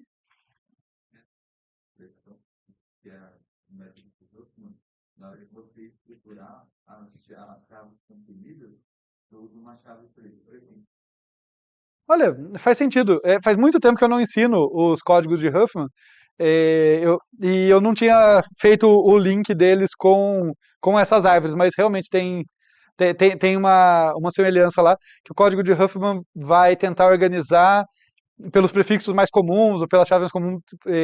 Não necessariamente vai ficar uma árvore balanceada, mas vai ficar, as mais usadas vão ficar com códigos menores e coisas assim, né? Mas verdade, vejam como essas ideias voltam, né? Lá você não está querendo fazer busca, né? Então, o que você está querendo é que quem é muito usado tenha prefixos mais curtos. Mas é uma árvore de prefixo realmente que ele acaba construindo. É bem observado. Eu é, tinha esquecido dessa relação com o código de Huffman e que vocês viam isso em ORI. Mas, inclusive, estão fazendo conexões, já que você citou, códigos de Huffman são um exemplo de um algoritmo guloso não trivial. Tá? Que quando a gente for lá em projeto análise de algoritmos falar de técnicas de projeto de algoritmos gulosos são uma das bem importantes. Eu não ensino códigos de Huffman lá porque vocês já veem em outro lugar, mas são um exemplo de algoritmo guloso que vocês vão ver mais depois, assim. E não é óbvio, assim, o código de Huffman é bem legal que o critério dele não é óbvio. Tem alguns algoritmos que são bem mais simples, assim, ele é bem sofisticado, bem interessante. Tudo bem até aqui, gente? Então tá legal. A gente já viu aqui a noção do porquê que isso aqui tem uma boa eficiência de pior caso. Vamos falar um pouquinho da remoção nessas árvores. Tá? Porque, embora a remoção delas não seja particularmente difícil, eu acho a remoção bem interessante, porque ela não vai ser tão parecida com a remoção equivalente nas árvores binárias de busca. Ela é até mais simples, de certo modo, mas é interessante ver onde as coisas quebram. Isso é uma coisa legal sobre estudar estruturas de dados, assim, que eu tento chamar a atenção para vocês, que assim, as coisas não estão escritas a priori, elas são porque elas são e alguém mandou. As nossas operações, elas têm que funcionar de um jeito que mantenha a propriedade daquilo que a gente tá fazendo. Tá? Então, no caso, a gente tem que manter, por exemplo, a árvore de busca digital respeitando os prefixos, né? Porque eu só vou buscar um certo elemento ao longo do caminho dado pelo prefixo dele. Tá? Se a gente tenta fazer a remoção sem cuidado, isso pode ser corrompido. Tá? Então, a remoção ela vai funcionar de um jeito um pouquinho diferente para manter a árvore consistente, para manter a árvore funcionando. Tá? De novo, falando assim parece mais abstrato, mas a gente vai ver exemplos e as coisas já vão clarear. Então, vamos pensar aqui em remoção em uma árvore de busca digital binária. E a gente vai tentar usar as ideias lá da árvore binária de busca, né? Como eu estou dizendo aqui, elas a princípio parecem funcionar. Vamos então brincar nessa árvorezinha que a gente está vendo aqui, de remover, por exemplo, o nó X. E o nó X é uma folha. A gente vê que folha é uma maravilha, folha está tranquilo. Então a gente vem aqui, deixa eu pegar uma cor diferente, sei lá, o azulzinho aqui. Então, para remover o X, a gente começa aqui em cima, vai procurar ele, o X não é o A, a gente olha o primeiro bit, é 1, desço à direita. Daí o S ainda não é ele, é diferente de X. Desço à direita de novo, olhando para o segundo bit. Chego aqui, esse é o X, ele é folha, é null dos dois lados aqui, então basta removê-lo. E tranquilo, né? Só, claro, avisar o meu pai, né, na hora da implementação mesmo, tem que voltar essa informação ali. Mas é isso, removi esse nó, desaloquei, avisei o pai que agora o ponto dele é nulo, tranquilo. Vamos ver onde a coisa não fica tão favorável assim. Eu já estou dizendo que não fica tão favorável, mas usem como exercício. Vamos ver se vocês pegam. Se alguém perceber onde está o problema, me avise. Tá? Então, vamos tentar fazer a remoção do E. Tá? Então, eu tenho aqui o nó E que tem a codificação 00101. Então, vamos começar o E aqui. Começo lá na raiz. Olho para ele, A é diferente de E, desço à esquerda. Né? Perdão, desço à esquerda porque o primeiro bit é 0. Tá? Desci à esquerda, daí encontrei. Encontrei ele, mas ele tem um filho. Como ele só tem um filho, como que a gente faz? Esse era um caso que era fácil ainda, na remoção da árvore binária de busca. É só ligar direto. Né? Deixa eu até pegar uma outra cor aqui. É só falar assim, olha, remove esse cara e manda o meu pai apontar para lá. Não era assim que a gente removia na árvore binária de busca? Fiz isso. vamos ver como que ficou aqui, ó. Tá? Vamos olhar. O C conectou ali direto com o A, tá? Ficou essa árvorezinha aqui. Antes de eu contar, e não pode ler, hein? Se alguém ler, daí perde a graça. Alguém quer dar um chute do o que quebrou aqui? Mas por que quebrou o G? Mudou o prefixo do G, né? Quando a gente fez esse shortcut aqui, todo mundo subiu.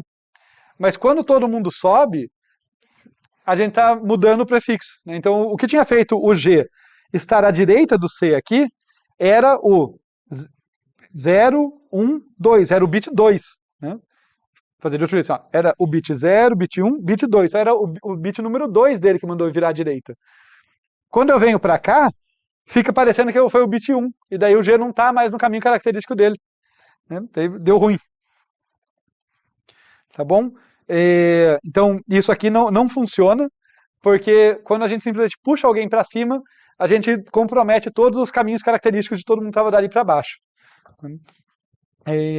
No caso, o C em si não vai quebrar, né? Porque tudo bem, ele tinha que ter um prefixo consistente com o E, e ele ficou na posição do E, então tudo bem, ele não quebra. Mas o G que estava mais para baixo já deu errado. E daí como que a gente vai fazer, então, para fazer essa remoção correta, né? Dado que a gente entendeu muito bem, vocês conseguiram observar bem qual é o problema. O que a gente vai fazer é que a gente vai procurar uma folha que esteja ali na subárvore, alguma folha deve existir, e a gente troca o nó que a gente quer remover por essa folha. Como todo mundo que está abaixo de um certo nível compartilha o prefixo dos seus pais, pegar um cara lá de baixo e jogar mais para cima não bagunça nada. Ele só vai ser encontrado mais cedo. Né? Mas o importante ao substituir, eu não mexo no prefixo de ninguém que estava para baixo. Né? Eu não mexo no caminho característico de ninguém que estava para baixo. Né? Então, o jeito de corrigir aqui, né, é que a gente vai olhar, por exemplo, aqui, a gente vai querer fazer a remoção do E, então a gente vai descer, começa aqui, desce à esquerda, encontra o E, procura uma folha, então, por exemplo, aqui é nulo, não dá para descer para esse lado, mas se o E não é folha, com certeza ele tem que ter um outro lado para descer, então, vou colocar como outra coisa aqui, desço à esquerda, aqui também não é folha, então desço à direita, finalmente cheguei em alguém que é folha. Daí eu troco esses dois. Tá? Troca é forma de dizer porque o E vai ser eliminado, né? E ele está sendo trocado por uma folha especificamente, então não tem porquê. Mas a ideia seria, vamos até fazer assim, né? Eu jogo o G no lugar do E, tá? E eu elimino o E. Só tomar um cuidado com esse carinha aqui, né? Eu tenho que avisar ele que ele perdeu o filho. Tá? Então, pode perguntar.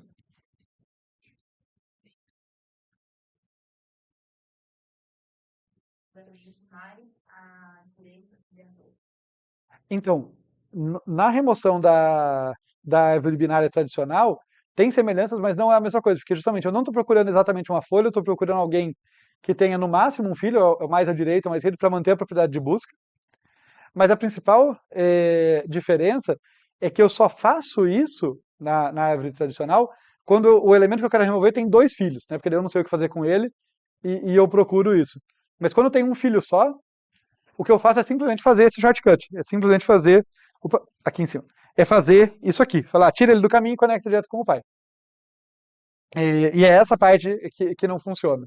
Então, tem semelhança nessa ideia de desce procurando alguém que vai substituir corretamente, mas não é o mesmo cara que eu estou procurando. Né? Eu não estou procurando alguém que está mais à direita ou mais à esquerda, porque eu não estou procurando um sucessor ou antecessor. A lógica é diferente. Eu estou procurando alguém que compartilha prefixo comigo, para poder ocupar meu lugar sem dar nada errado. Ou seja, tem que ser alguém que está na minha subárvore, que todo mundo que compartilha prefixo comigo está na minha subárvore, e tem que ser alguém que é folha. Porque se não for folha, eu não consigo remover com segurança. Esse que é o porém. Na árvore binária de busca, o caso mais complicado é quando ele tem 2 filhos, mas quando tem 0 ou 1, quando é folha, ou tem apenas 1, é simples. Nesse caso, só é simples quando ele é folha. Quando não é folha, eu tenho que tomar cuidado, porque senão pode dar esse tipo de bobagem. Fez sentido? Então, a ideia é essa, né? Aliás, eu acho que é interessante comparar, porque notem que A minha motivação aqui, né, na hora de projetar a remoção, é muito parecida com a da árvore binária de busca. Eu estou querendo preservar as propriedades importantes. Só que na árvore binária de busca, a propriedade importante é justamente a propriedade de busca. Por isso que eu procuro alguém que é o maior elemento da minha subárvore esquerda ou o menor da subárvore direita, porque é alguém que se eu troco comigo não dá bobagem na propriedade de busca. Aqui eu tenho que preservar prefixo. É outra coisa, é outra propriedade que é chave para mim. E eu procuro alguém que tenha o meu prefixo que eu posso trocar sem dar besteira, no caso, uma folha. E daí, beleza, fazendo isso então, só para deixar mais completinho aqui, ficaria algo assim, né? O A continua aqui, à direita continua o S, e daí não mudou nada, então eu nem vou desenhar só para ficar mais rápido, mas à esquerda aqui entra o G, e à esquerda dele entra o C. Né? E daí aqui é nulo aqui também. Essa aqui, então, é a nossa solução.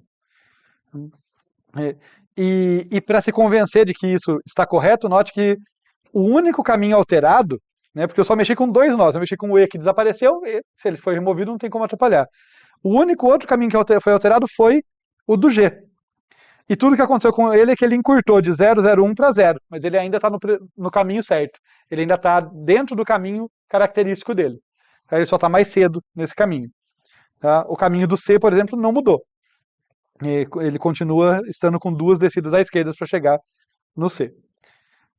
E assim a gente mantém a propriedade aqui da árvore digital. Tudo bem nisso? A remoção, como de costume, é a operação que é mais cuidadosa, ela tem mais lugar para dar errado. Agora, eu tenho uma dúvida. Eu acho que eu vou fazer o seguinte, eu não vou mostrar para vocês o código da remoção. Tem nas notas de aula e tem videoaulas. Eu vou passar muito alto nível aqui, só destacar o que cada funçãozinha faz, ou pelo menos cada bloco, tá? Mas sem entrar em detalhes, porque eu quero falar da generalização. Eu não vou entrar em todos os detalhes, mas eu quero pelo menos que vocês tenham um saborzinho de como generalizar isso para uma árvore que não trabalha com bits. Então, passando bem alto nível aqui no remove raiz, né, ela recebe um alvo aqui, que já é o nó que ela quer remover. Tá? Deixa eu até fazer ao contrário que fica melhor. Essa é a função que eu chamo a princípio, essa função remover. Ela faz uma busca e ela encontra o alvo. Ou esse alvo não está na árvore, ela fala não dá para remover, ou então ela desencadeia o remove raiz aqui passando o alvo. Fala, ó, esse cara aqui eu quero que se remova. Tá? Supondo esse caso, então, eu já tenho o nó ali, eu já achei o nó na árvore que eu quero remover, o que eu vou fazer? Eu vou verificar se ele é folha. Se é folha, é só remover e devolver null para o meu pai. É o caso fácil que a gente falou. Se ele não é folha, eu tenho que descer aqui procurando uma folha. Mas olha que interessante. Eu desço à direita ou à esquerda. Tanto faz. O importante para mim é chegar numa folha. Tá? Então eu vou continuar esse laço aqui, olha, esse while, enquanto o aux pointer dir for diferente de nulo, ou o aux pointer ask for diferente de nulo. Quando os dois forem nulos, cheguei na folha, é esse cara que eu quero. Se não for o caso, eu continuo descendo ali, seja à esquerda ou à direita, tanto faz. O importante é descer até chegar numa folha que é com quem eu vou trocar, quem eu vou trocar com aquele nó. E daí, o aux chegou numa folha, então eu estou no momento que alvo aponta para o cara que eu quero, o aux aponta para o cara que eu quero, com quem eu quero trocar, e aqui eu faço a troca. Tem de novo chamado aqui de remove raiz, tá? Mas é um remove raiz apontando para alguém que vai ser folha. Então esse cara vai ser vai basicamente repetir isso aqui. Né? São chamadas recursivas que vão só fazer o caso fácil. Né? Como eu falei, ficou mais alto nível, mas fica como um bom exercício, dados os códigos, todos que a gente já viu até agora no curso e tal, vocês conseguem olhar isso aqui e casar, né, as ideias que a gente discutiu aqui, da remoção, como tem que fazer para funcionar, com essa implementação. Né? Então, esses são os passos principais. E só por curiosidade, aqui que eu estou usando aquele apontador para pai, né, aquele pointer para pai que na minha busca lá devolve. Tá? É nesse caso aqui, dentro do remover. Esse aqui fica para vocês verem com mais detalhes. Então, o que eu vou falar agora, fiquem tranquilos, não vou passar pelas 3 páginas de código que eu tenho aqui. Tá? Eu só vou dar o highlight de assim, o que muda se eu quiser sair da versão binária e falar da versão geral. Tá? Tem 2 versões gerais que eu pensei aqui para vocês. Assim como lá no Radix-Sort, um caso eu falei de trabalhar com chaves que são strings, outro eu falei de chaves que são inteiros grandes, a gente olha bit por bit. Tem os 2 códigos, mas eu vou falar da chave que é string aqui, a generalização para o outro é parecida. Daí talvez a gente veja nas próximas aulas, talvez a try, né, que é uma melhoria em cima dessa aqui, daí talvez eu dê o outro exemplo, para a gente ver dos 2, mas tem essa clareza que qualquer uma das árvores digitais dá para fazer com string, dá para fazer com chaves que são inteiros e vários bits, tá? É só que não dá para eu ficar mostrando todas elas em todas as aulas, porque o tempo é limitado. Né? Então, vamos ver aqui as principais diferenças, tá? Então, essa aqui, códigos para árvore de busca, tá? De busca digital, em que a chave é uma string, tá? Então, aqui a gente já vê que eu tenho aqui um tipo byte que eu declarei, que nada mais é do que um caractere, né? 8 bitzinhos, e a minha chave agora é um apontador de byte. A minha chave vai ser um vetorzinho, tá? Lembrando vocês, a chave nada mais é do que um vetorzinho aqui que termina com /0. Né? E ela em si aponta para o início desse vetor, para eu saber onde está. Então é aqui que está a nossa string. Como cada caractere é um byte, cada dígito nosso é um byte, o bits dígito vai ser 8, e portanto aqui a minha base vai ser 2 elevado a 8, que dá 256. Aqui vem a primeira grande diferença que eu quero destacar para vocês. Olha só. Onde antes eu tinha filho esquerdo e filho direito, agora eu tenho um vetor de filhos. Vejam só. Struct no pointer é parecido com o que eu tinha lá atrás. Né? Eu tinha o ESC, que era um apontador para struct do tipo nó, e o dir, que era um apontador para struct do tipo nó. Só que agora eu tenho um vetor de filhos. Né? Esse asterisco aqui, está se referindo a ele ser um vetor. Então, o que eu tenho aqui é uma variável filhos, um campo filhos, no caso ali, né, que aponta para um vetorzinho aqui. A gente já fala sobre o tamanho dele, mas ele começa ali posições 0, 1, depois a gente fala até onde ele vai. Mas o importante é saber que cada posição disso é um apontador para nó. Tá? Então eu não tenho mais de um nó sai para apenas outros 2, vai sair para muitos outros. Tá? Eu posso ter um monte de filhos. Quantos filhos diferentes? Tantos quantos for possível codificar no meu dígito. Antes eram 2 que o meu dígito tinha tamanho 1, então podia ser 0 ou 1, esquerda ou direita. Agora o meu dígito tem 8 bits e tem 256 possibilidades. Então isso aqui vai de 0 até base menos 1. Ok? Então é com isso que eu consigo, pagando o preço, vamos dizer assim, de nós muito maiores, que eu consigo ter alturas muito menores. Porque eu ando muitos bits ali de uma vez só na minha chave. Quando eu ando de 8 em 8, por exemplo, esse aqui pode até ser mais do que isso, dependendo da implementação. E daí, como eu falei, não vou passar passo a passo, fica como um bom exercício para vocês olharem funções muito parecidas com a que a gente olhou com calma, viu detalhadamente na aula, ver onde que elas mudaram. Aqui, por exemplo, não mudou. Né? Se R é igual a null, return null. Cheguei no apontador nulo. strcomp mudou porque é uma string, mas estou basicamente verificando se eu estou no caso base em que achou. Onde a coisa muda de modo interessante é aqui. Ó. O que eu estou fazendo aqui? Eu estou olhando dentro do meu vetor de filhos, quem é meu índice ali? Eu vou até usar a outra cor para destacar, né? Usar o azulzinho. Quem que é o índice do meu filho? É o valor da chave naquele dígito. Tá? Então a chave, quando eu olho para aquele dígito, para aquele caractere da minha chave e interpreto ele como um inteiro, ele me dá o índice de para quem eu quero olhar aqui, tá? Nos meus filhos. Ele me diz para onde que eu vou. O dígito mais 1 continua, vocês vejam que algumas coisas não mudam, mas ao invés de olhar, perguntar, pega dígito, é 0 ou 1, o que eu faço aqui é, pego o valor do dígito e ele é o índice do meu vetor. Ele vai me falar se eu vou descer para o filho 0, para o filho 1, para o filho 2, para o filho base menos 1. Tá? Eu tenho muitos filhos agora. Então eu preciso usar ele como um índice, porque senão não teria código que basta, né? Ele fazer um switch. Se 0 desce para cá, se 1 desce para lá, não, eu uso ele como índice do vetor, fica mais simples.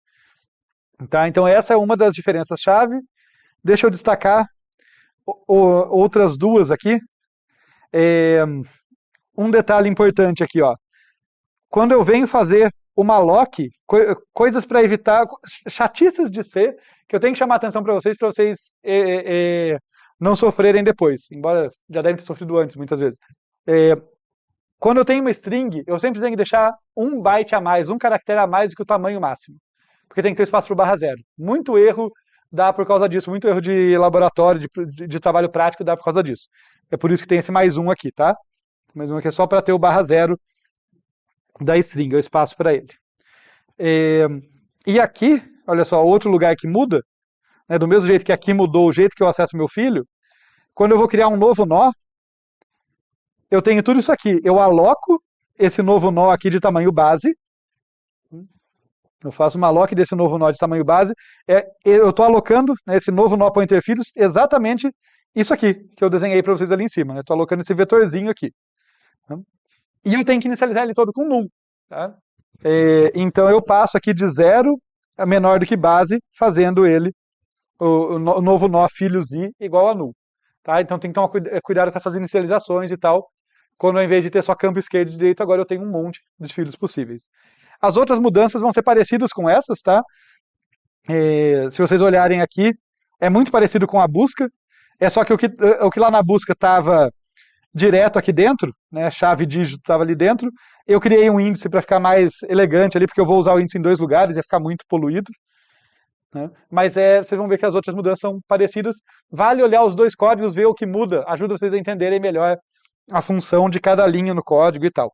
Tá? Mas aí aqui eu tenho a inserção, tenho a remoção, tá? Tudo sendo atualizado para essa situação em que eu tenho, nesse caso, 256 filhos. Tá? Deixa eu destacar uma última coisa aqui para vocês. Cadê um for aqui?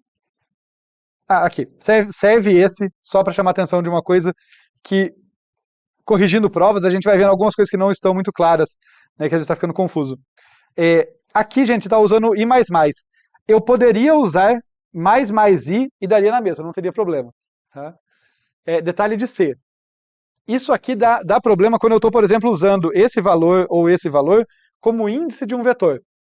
Porque ele muda a ordem como aquela expressão vai ser resolvida. Tá? Se eu faço, deixa eu pegar uma cor especial aqui para isso. Então, ó, isso aqui comparado com isso aqui. Se eu pego, por exemplo, VI++, isso aqui é equivalente a fazer VI e depois fazer I mais igual a 1. Se eu faço, por outro lado, V mais I, isso aqui vai ser equivalente a fazer I mais igual a 1, né? O mais está antes, ele está indicando, primeiro você incrementa, depois você resolve a expressão em que o cara estava inserido. Daí VI recebe, daí resolve VI. Né? Então veja que o I aqui foi resolvido depois do I estar atualizado. Aqui o I foi resolvido antes. É isso que faz diferença. No for, não faz a menor diferença. Isso ou isso não faz a menor diferença porque ele não está sendo usado como índice de uma outra expressão. Então, para todos os efeitos, mais I e I++ vai ser igual. Pode vir dos dois jeitos. Tá? Essa é uma coisa que, detalhezinho de C, destaco para vocês, não é o mais importante desse curso. Tá? O mais importante é vocês pegarem os algoritmos, as estruturas de dados, as ideias. Mas fazer o quê? A gente tem que implementar alguma linguagem, estamos usando C, então tem que ficar atento a alguns desses detalhes. Prometo que é a última coisa. Eu deixei alguns quizzes aqui no final para vocês. Tá? A gente não viu esses códigos com detalhe, mas os quizzes ainda são legais para pensar. Em particular, esse aqui vai fazer uma questão sobre quanto que cada nó ocupa. Tá? Depois vocês podem olhar com calma tentar resolver ele. Mas o que eu quero chamar a atenção para vocês é, ao trabalhar com muitos filhos, como a gente viu aqui, eu estou pagando um preço em memória. Só chamar a atenção para isso. Meus nós ficaram grandes. tá? Então não veio de graça isso aqui. Porque antes o meu nó ele tinha um tamanho fixo, né? O tamanho era dado pela chave, pelo conteúdo ali, e tinha 2 apontadores, tranquilo. Agora não, agora eu posso ter a mesma chave, o mesmo conteúdo, um monte de apontadores para fios, um vetor grandão ali, tá? Então, existe uma troca aqui entre espaço de memória adicional que a gente está usando para encurtar a altura da minha árvore de busca, para reduzir a altura da árvore de busca. E e esse quiz 4 aqui, eu acho ele bem legal, eu destacaria eles para vocês. Eu falei que essa árvore de busca, árvore digital de busca, ela não mantém a propriedade de busca. Por isso, um monte de operações aqui, como sucessor, predecessor, percurso ordenado, quebram, elas não funcionam. Curiosamente, mínimo e máximo não quebram. Também são coisas que dependem de ordem, mas elas não quebram. Então pensem como fazer ela funcionar e por que mínimo e máximo funcionam mesmo nessa árvore. Esse quiz 4 é legal pensar em implementar uma operação a mais, né? Você já fez busca, não é das operações mais difíceis, mas é sutil por que ela funciona, enquanto tantas outras que dependem de ordem quebram. Era isso para fechar. Valeu, gente. A gente ainda fala de árvores digitais, outros tipos nas próximas aulas, mas hoje vocês viram o principal delas.